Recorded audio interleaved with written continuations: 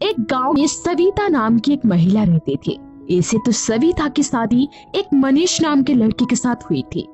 मनीष सविता को बहुत ज्यादा खुश रखता था और उसकी हर एक कमियों को पूरा करता था। एक दिन जब मनीष घर आता है और सविता से बोलता है, सविता, मुझे बहुत बड़ा प्रोजेक्ट मिला है। मैं कुछ दिन के लिए कंपनी के काम से बाहर जाऊंगा।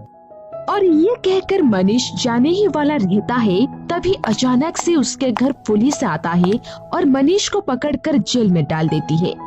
बेचारी सविता को समझ में ही नहीं आता कि मेरे मनीष ने ऐसा कौन सी गलती की है जिसके कारण से उसे जेल में डाला जा रहा है। और अचानक से सविता जेल में मनीष से मिलने जाती है। ओ जी, अचानक से आपको पुलिस क्यों पकड़ के अंदर कर दी? सविता, मुझे भी नहीं पता कि पुलिस आखिर मुझे क्यों अंदर कर दी।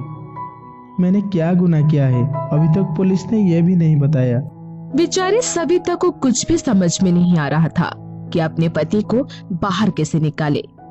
तभी उसे पता चलता है कि शहर में एक बहुत ही नामी वकील है जो हर एक व्यक्ति का केस लड़ता है।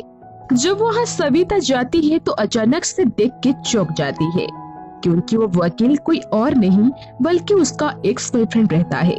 और सविता जी, अचानक से इस गरीब की कुड़िया में आना हुआ आपको?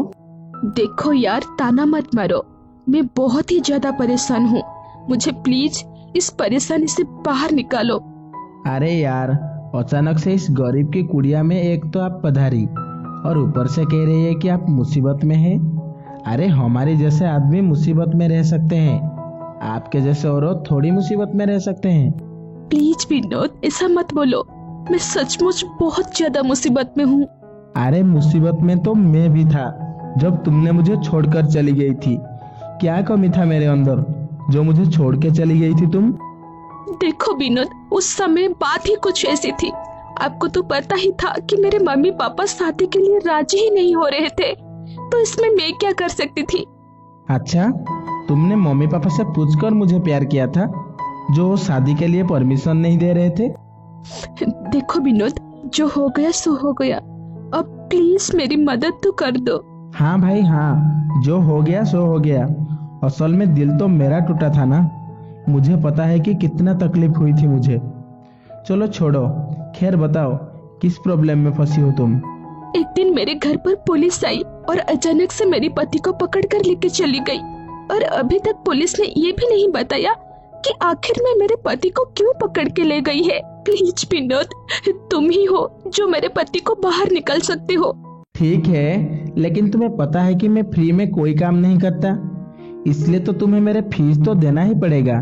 मेरा फीस यहाँ पे सबसे महंगा है, पूरे 2.5 लाख रुपए फीस लगेंगे।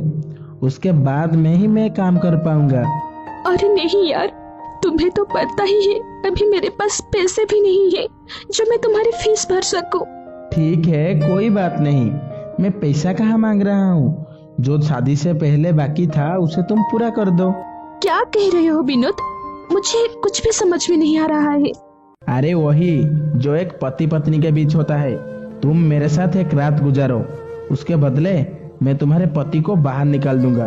अब बेचारी सविता के पास और कोई रास्ता ही नहीं था, क्योंकि ना तो उसके पास पैसे थे जिससे वो दूसरा वकील कर सके, और ये शहर का सबसे नामी वकील था। बेचारी अब सविता लास्ट में हाँ बोल देती है। फिर वो वकील उसे गले लेता है और उसके साथ जबरदस्ती करते हुए बोलता है, अब तो तुम मान गई। फिर एक बात सुन लो, तुम्हें क्या लगा था कि तुम्हारे पति को पुलिस ऐसे ही अरेस्ट किया है? नहीं, ये सब मैंने किया है ताकि तुमसे बदला ले सकूं और मेरी ख्वाहिशों को पूरा कर सकूं। और ये सुनते ही सविता गुस्से से लाल हो जाती है और उसे धक्का देकर दूर कर देती है और बोलती है, क्या ये सब तुमने किया है? मुझे नहीं पता था कि तुम इतना घटिया काम कर सकते हो। मैं तुम्हें नहीं छोड़ूंगी।